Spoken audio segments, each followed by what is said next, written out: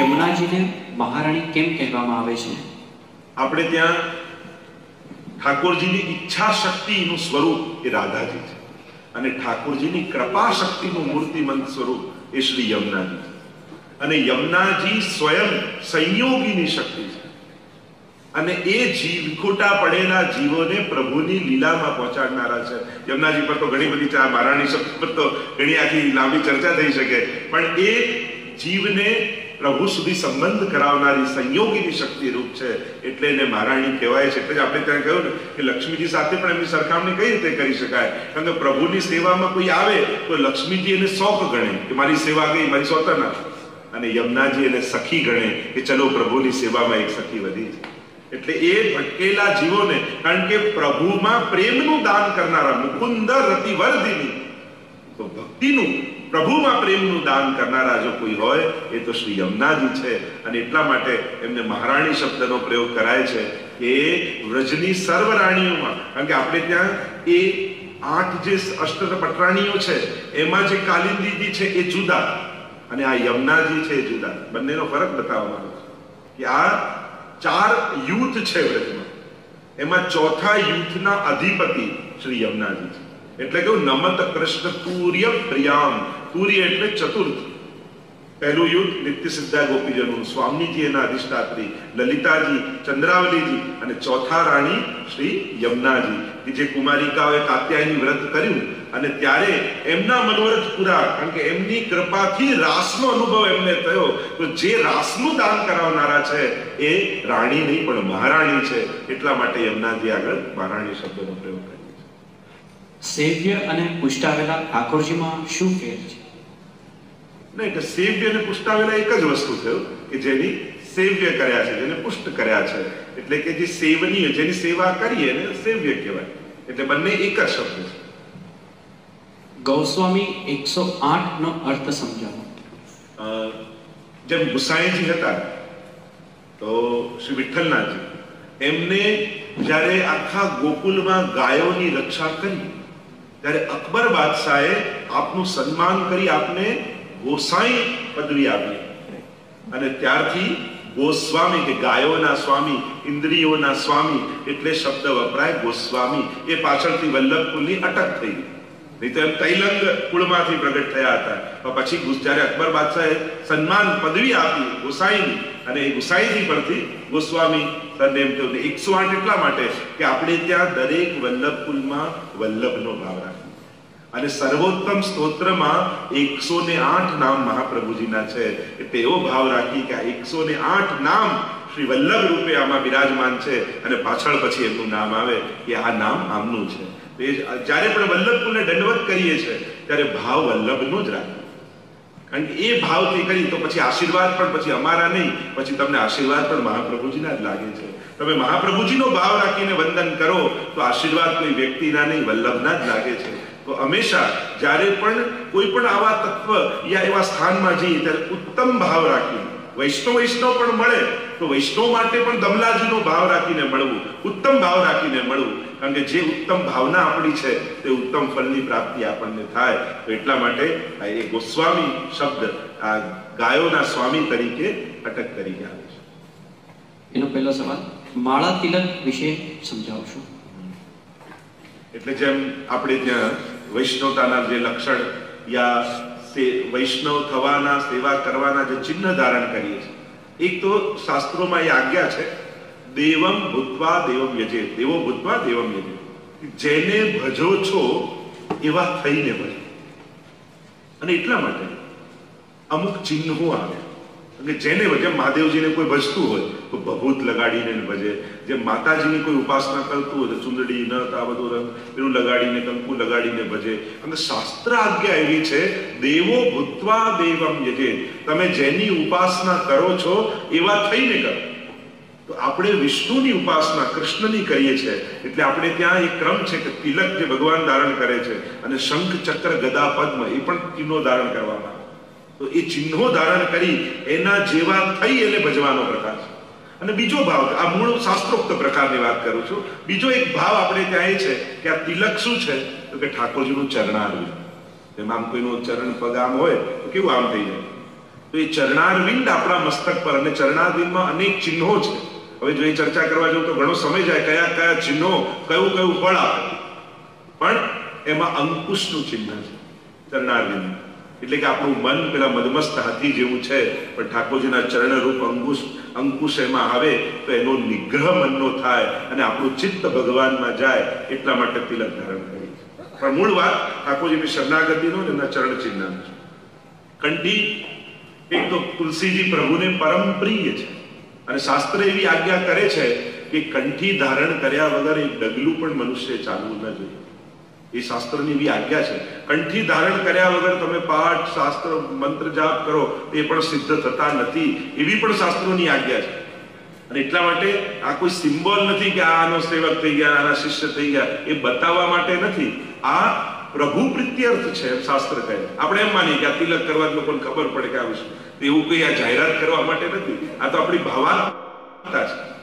કંઠીનો પહેલો ભાવ તો આપણું શરીર બે ભાગમાં વહેંચાયેલું છે, મસ્તક અને ધડ. મસ્તકમાં જ્ઞાન છે અને ધડમાં કર્મ છે. અને આ બંનેને જોડે છે કંઠ. એ ભક્તિ રૂપા છે. અને એટલા માટે કેમ હાથમાં નથી પહેરતા, કેમ માથે નથી પહેરતા, કેમ કંઠી જ કહેવાય, કંઠમાં જ કેમ? કારણ કે આપણું જ્ઞાન અને કર્મ આ બંને ભક્તિમય રહે, એટલા માટે કંઠમાં કંઠી ધારણ કરીએ છીએ. કે આ તુલસીજી જે પ્રભુને પરમ પ્રિય છે, તો હું પણ આ ધારણ કરવાથી પ્રભુની પ્રિયતાને ધારણ કરી શકું, પ્રભુને પ્રિય બની શકું. એટલા માટે તુલસીની કંઠી ધારણ કરવાનું. એના બીજા ઘણા કારણ છે, આ તો સિમ્પલ કારણ. સાત ગાદી વિશે પણ સમજાવશો? એટલે ગુસાઈજીને જેમ સાત લાલજી થયા, આ તો પાછળથી આપણે એવું કે આ પહેલી ગાદી, આ બીજી, ત્રીજી, ચોથી, આ બધું પાછું આમ ઊંચેથી નીચે નથી, આમ જ છે. એમાં એ લોકો પછી ઉપરથી નીચે લાગે. આ તો વલ્લભ કુલના ઘરની વ્યવસ્થા કે 7 લાલજી હતા તો 7 સ્વરૂપ પધરાય, 8 લાલજી હોય તો 8 સ્વરૂપ પધરાવે, 9 લાલજી હોય તો 9 સ્વરૂપ પધરાવે.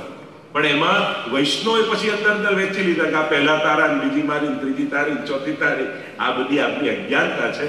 ગોપાલદાસજી શું કહે? નિત્ય પ્રતિ ક્ષણુ ક્ષણુ શ્રી વલ્લભનો પરિવાર. વૈષ્ણવ માટે તો પ્રત્યેક વલ્લભ કુલ સમાન જ હોવું જોઈએ. ક્યારે પણ એવો ભેદ એ ઘરની, એમના ઘરની. અને ગુસાઈજીએ 7 ગાદી કરી જ નથી. ગુસાઈજીએ તો સતઘરા બનાવ્યું હતું કે 7 લાલજી એક ઘરમાં રહીને સેવા. આ 7 ગાદીની ફિલોસોફી ગુસાઈજીની છે જ નહીં, મહાપ્રભુજીની છે. ઉલટાનો એક વૈષ્ણવ મહાપ્રભુજી પાસે આવ્યો અને પૂછ્યું કે આપનાને ગુસાઈજીમાં શું ભેદ? તો ગુસાઈજી પીઠ દઈને બિરાજી ગયા કે તમને અમારામાં ભેદ દેખાય છે. અને જે દિવસે આપણે વલ્લભના ઘરમાં ભેદ જોઈશું તો એક વસ્તુ નિશ્ચિત કરજો, મહાપ્રભુજી ક્યારેય રાજી નહીં થાય. આજ કોઈ વડીલ ઘરમાં બેઠું હોય અને કોઈ ભાઈઓમાં ભાગલા પડાવતું હોય તો દાદા ખુશ થાય કે નારાજ થાય? તો એમ જે વૈષ્ણવ વલ્લભ કુલમાં ભાગલા જોતું હોય તો એનાથી મહાપ્રભુજી ક્યારે રાજી થવાના નથી. એ તો બધામાં વલ્લભ કરીને જુએ ત્યારે મહાપ્રભુજી રાજી થાય. એટલે ઘણીવાર આપણી લૌકિક બુદ્ધિ આપણે અલૌકિકમાં વાપરીએ છીએ ને, તો ત્યાં પણ લૌકિકતા ફેલાવી દઈએ. ઠાકોરજીમાં, ગુરુજનોમાં, વૈષ્ણવજનોમાં ક્યારેય પણ આપણી આવી લૌકિક ભાગલા બુદ્ધિ ઠાકોરજીમાં વાપરવી નહીં. આ તો 7 લાલજી હતા એટલે 7 ગાદી, 7 પીઠ એવું કોઈ પુષ્ટિ માર્ગમાં ઉલ્લેખ નથી શાસ્ત્રોમાં. આ તો પાછળથી વ્યવસ્થાને કારણે એ નામકરણ આવવા લાગ્યા. બાકી આ બધા ગુસાઈજીના લાલજી છે. એમ જોવા જાવ તો ભૂતલ ઉપર અત્યારે 2 જ લાલજીના વંશજ બિરાજે છે. 7ના છે ગિરધરજીના અને યદુનાથજી, બાકી બધા ગોદ પધારેલા છે. એટલે એમ જોવા જાવ તો 7 લાલજીના છે પણ નહીં વંશજો. 2 જ લાલજીના ભૂતલ પર બિરાજે છે. હવે એમાં બી આપણે એમ કીધી કે હવે આ નથી પેલા છે, તો આ બધી અત્યારના સમયમાં અને બાળકો આગળ તો આ બધું આ ગાદી પેલી ગાદી આવું કરવું જ નહીં. બધા શ્રી વલ્લભ છે એવો જ ભાવ બાળકોને શીખવાડજો. આ વચ્ચેના 25-30 વર્ષમાં એટલું બધું આપણે જુદા જુદામાં વેચાઈ ગયા, વંટાઈ ગયા. તમે ગોકુલનાથજીના, અમે આ યદુનાથજીના, તમે ગિરધરજીના, અરે બધા ગુસાઈજીના અને બધા મહાપ્રભુજીના જ છે. અને તો જ આ લાલજીઓ પણ ત્યારે પિતાનો વિરોધ કરીને કયો બાળક પ્રસન્ન થવાનો છે. અને એટલે 7માંથી કોઈ બી લાલજી ના હોઈએ પણ ગુસાઈજીને મહાપ્રભુજીને આપણે છીએ એવો જ ભાવ આપણે બધાએ રાખો. બ્રહ્મ જો કબાટમાં હીરો પડ્યો હોય તો હીરો કબાટનો ના થઈ જાય, તો માલિકનો જ રહે. બ્રહ્મ સંબંધ મેં આનું લીધું, પેલાનું લીધું, કોઈનું નહીં, મહાપ્રભુજીનું જ છે. અમે ખાલી અમારા થકી આપીએ છીએ. તો હીરો કબાટનો નથી, એ માલિકનો જ રહે. તો અમે તો મહાપ્રભુજીને શ્રીનાથજીએ બ્રહ્મ સંબંધ આપેલું છે. અને આજ્ઞા કરી છે. તો અમે તો મહાપ્રભુજી વતી તમને બ્રહ્મ સંબંધ આપીએ છીએ.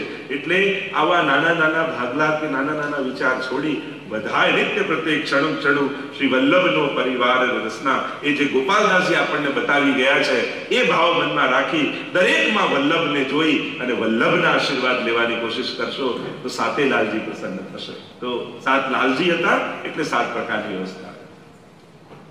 સેવા ક્યારે ન કરવી? એટલે એમ તો ઘણા બધું થઈ શકે, જેને નાચ કરવી હોય ઘણા બધા વાત થઈ શકે. પણ મહાપ્રભુજી બહુ લોજિકલ કારણ આપે. કોણે છોડી દેવી સેવા?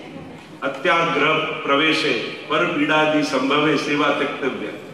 મહાપ્રભુજી પણ કહ્યું છે કે અત્યાગ્રહ પ્રવેશ, કે જ્યારે કોઈ વસ્તુનો અતિ આગ્રહ તમને થઈ જાય કે કુવાના પાણી વગર તો ચાલે જ નહીં, આ વગર તો ચાલે જ નહીં, એમ ભગવાન કરતા જ્યારે વસ્તુઓને મોટું કરી દો કે કુવા પાછળ ઠાકોરજીને છોડી દો, પણ ઠાકોરજી પાછળ કુવાને ના મૂકી શકો, તો મહાપ્રભુજી કે એના કરતા સેવા છોડી દો. પછી તો કુવો મોટો થઈ ગયો ને, ઠાકોરજી કુવામાં પધરાય, કુવાની સેવા કરવી જોઈએ. મોટો એ થયો એની પાસે ઠાકોરજી છોડવા તૈયાર છે. તો કુવો મોટો નથી, પ્રભુ મોટા છે, એમના થકી આ બધું છે. એટલે કોઈ પણ વસ્તુનો અતિ આગ્રહ નહીં કરો, નહીં તો મહાપ્રભુજી કહે સેવા છોડી દો. અને બીજું પરપીડાદી સંભવે, બહુ અદ્ભુત વાત મહાપ્રભુજી કરે છે કે તમારી સેવાને કારણે જો તમારા ઘરમાં કામ કરવા આવતા નોકરને પણ તકલીફ પડતી હોય એના કરતા સેવા છોડી દેવી સારી. કારણ કે સેવા તમારો આનંદ છે, એ તમારો ક્લેશનું કારણ ન થવું જોઈએ. મહાપ્રભુજી વારે ઘડી સમજાવે પ્રભુને ક્યાં રહેવું નથી ગમતું? જેના ઘરમાં ક્લેશ હોય ત્યાં ઠાકોરજીને ગમતું. કૃષ્ણદાસ મેઘનને જયારે પૂછ્યું મહાપ્રભુજીને કે આ ઠાકોરજીને શું ગમે અને શું ન ગમે, ત્યારે મહાપ્રભુજીએ કહ્યું ઠાકોરજીને 2 વસ્તુ ગમે, એક તો માખણ બહુ પ્રિય છે અને બીજા ઠાકોરજીને વૈષ્ણવ બહુ વાલા છે. અને શું ન ગમે કે ઠાકોરજીને ધુમાડો નથી ગમતો, ક્લેશ નથી ગમતો, અને ભક્તોના દ્વેષી નથી ગમતા. તો ક્લેશ જે ઘરમાં હોય ત્યાં ઠાકોરજીને આનંદ આવતો નથી. અને એટલા માટે જેના ઘરમાં ઠાકોરજી બિરાજતા હોય અને કોઈ મોટા અવાજે બોલતું હોય ત્યારે કેવું ઠાકોરજી સાંભળે છે, આટલું કહેશો ને પછી બૂમ નહીં પાડે. આપણને એવું લાગે પોડાડી દીધા એટલે જોતા નથી, સાંભળતા નથી. પણ હંમેશા જેના ઘરે પ્રભુ બિરાજે એને જાગ્રત રહેવું, બીજું કોઈ સાંભળે કે ન સાંભળે ઠાકોરજી સાંભળી રહ્યા છે. આ જે ધ્યાન રાખે ને તેના ઘરમાં શાંતિ. તો સેવા ન કરવી મહાપ્રભુજીની આજ્ઞા છે. કૃષ્ણ સેવા સદા કાર્યા, દરેકે ભગવત સેવા કરવી એવી મહાપ્રભુની આજ્ઞા છે. એટલે ક્યારે ન કરાય એનો ઉત્તર ન હોય, પણ કરવી જ જોઈએ. વૈષ્ણવની રસોઈ બનતી હોય ત્યારે બોલવાનો મંત્ર પણ સમજાવશો. ખૂબ ખૂબ આભાર. એટલે એમ તો આપણે ત્યાં છે રસોઈ બનતી હોય ત્યારે બોલવું જ નહીં, એટલે મૌન રહેવું અને અષ્ટાક્ષરનો જપ કરતા કરતા તમે ખાલી સામગ્રી કરો એ સૌથી ઉત્તમ છે. બીજા બધા મંત્રો કરતા પણ આપણે જે અષ્ટાક્ષર મહામંત્ર કયો છે એટલે મનમાં અષ્ટાક્ષરનું સ્મરણ કરતા કરતા આપણે સામગ્રી સિદ્ધ કરવી. અને પ્રસાદી વિષ્ણુ માટે બનતું હોય તો ઠાકોરજીનું જે ધરેલું હોય એ પ્રસાદી એમાં પધરાવી દેવું, તો બધું ધરી ન શકીએ પણ પ્રસાદી કરી શકીએ અને એ રીતે બધાને લેવડાવી શકીએ. સેવા કરે છે કે ગોડને ફોલો કરે છે વર્સેસ સેવા કે ગોડને ફોલો નથી કરતા. જે લોકો ગોડને ફોલો નથી કરતા તેઓ પણ ટોપ લેવલ પર હોય છે દરેક રીતે. એવું કેમ? એટલે એવું કોઈ નિયમ નથી ટોપ પર જવું. એના એમ માનું એના ગત જન્મના પુણ્યો હશે. તો ઘણીવાર આપણને એમ થાય કે આ ખોટું કરે, પાપ કરે, તોય આટલું જીવનમાં આગળ કેમ છે? કારણ કે ગત જન્મના એના પુણ્યો છે અને સંચિત થયેલા પુણ્યો સુખ આપ્યા વગર રહેતા નથી. તો સાર આપણે ઊંધો સાર લઈએ તો પછી આપણે મૂકીને પાપ ન કરવા લાગીએ. અરે ના, ઉલટાનું એવું લેવું કે આણે પુણ્યો કર્યા હશે તો આટલા પાપ કરવા છતાં સફળ છે, તો લાવ હું પુણ્યો બાંધું તો મારા જીવનમાં સુખ આવે. આપણે પ્રેરણા લેતા શીખવું જોઈએ. એનામાં બુદ્ધિ વધારે હોય, હોશિયારી વધારે હોય એટલે લૌકિકમાં આગળ આવી શકે.